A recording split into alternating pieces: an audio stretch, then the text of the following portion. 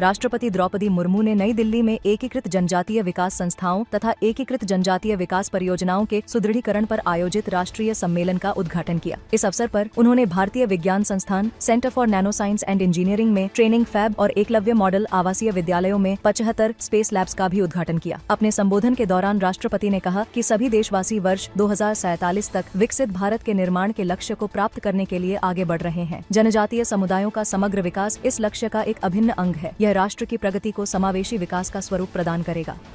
उपराष्ट्रपति सीपी राधाकृष्णन ने when audit matters CAG interventions that made a difference नामक पुस्तक का विमोचन किया। इस अवसर पर उन्होंने ऑडिट को लोकतंत्र को मजबूत करने वाला एक महत्वपूर्ण माध्यम बताया। उन्होंने कहा कि ऑडिट नागरिकों को यह विश्वास दिलाता है कि सार्वजनिक धन का उपयोग कानून, दक्षता और निष्पक्षता के साथ जनहित में किया जा रहा है। उपराष्ट्रपति ने कहा कि ऑडिट न केवल सरकारों को व्यवस्थाओं में सुधार करने और कमियों को दूर करने में सहायता करता है, बल्कि यह राज्य और नागरिकों के बीच विश्वास को और अधिक मजबूत बनाता है।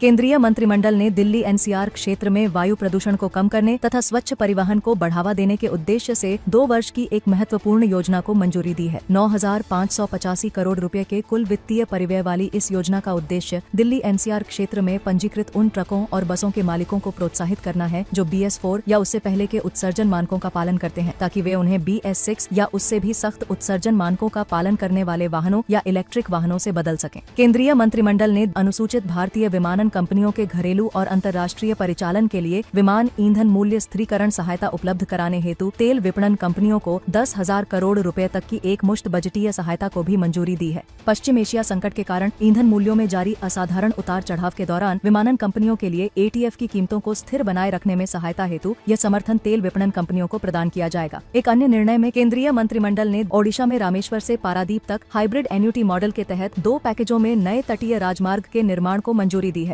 इस परियोजना की कुल लंबाई 160.18 किलोमीटर तथा कुल पूंजी लागत 8,300.79 करोड़ रुपए है। परियोजना पूर्ण होने पर रामेश्वर और पारादीप के बीच यात्रा समय में लगभग 2 घंटे 30 मिनट की कमी आने की उम्मीद है। साथ ही यात्री और माल ढुलाई दोनों के लिए सुरक्षित, तीव्र और निर्बाध संपर्क सुविधा उपलब्ध होगी। पैकेज 1 में रामेश्वर से कोणार्क तक 4 लेन राजमार्ग का निर्माण शामिल है, जबकि पैकेज 2 में कोणार्क से पारादीप तक पक्की शोल्डर वाली 2 लेन सड़क का निर्माण किया जाएगा। केंद्रीय मंत्रिमंडल ने मध्य प्रदेश में राष्ट्रीय राजमार्ग 347B के हिवारखेड़ी रोशनी आशापुर रूधी खंड की मौजूदा मध्यवर्ती लेन को पक्की शोल्डर मानक वाली 2 लेन में उन्नत करने तथा देशगांव झुलवानिया खंड की मौजूदा 2 लेन सड़क को हाइब्रिड एन्युटी मॉडल के तहत 4 लेन में विस्तारित करने को मंजूरी दी है। इस परियोजना की कुल लागत 4,415.60 करोड़ रुपए है। इसके साथ ही केंद्रीय मंत्रिमंडल ने बिहार में राष्ट्रीय राजमार्ग 31 और राष्ट्रीय राजमार्ग 231 के खगड़िया पूर्णिया खंड को BOT टोल मोड पर 4 लेन मानक में अपग्रेड करने को मंजूरी दी है। इस परियोजना की कुल लागत 3,936.05 करोड़ रुपए है। एक अन्य निर्णय में केंद्रीय मंत्रिमंडल ने तेलंगाना में राष्ट्रीय राजमार्ग 63 के आरमूर जगतियाल मंचरियाल खंड को हाइब्रिड एन्युटी मॉडल तथा राष्ट्रीय राजमार्ग 563 के जगतियाल करीमनगर खंड को बिल्ड ऑपरेट ट्रांसफर मोड पर 4 लेन मानक में विकसित करने को मंजूरी दी है। इस परियोजना की कुल लंबाई 190.76 किलोमीटर तथा कुल पूंजी लागत 7,597.16 करोड़ रुपए है।